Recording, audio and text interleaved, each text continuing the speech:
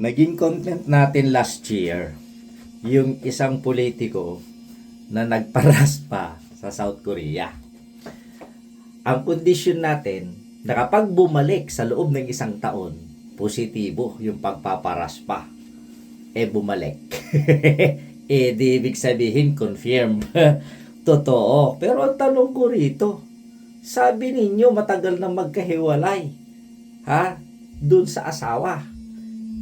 Nabuntis, sino nakadali? Natira ng tomboy? Maniniwala ka? Di wow. Di ba? Ano lang yun? Yun ang napakalaking katanungan. Sino ang nakabuntis? Ang kasama niya, yung lagi nung nakarang taon, yung action star.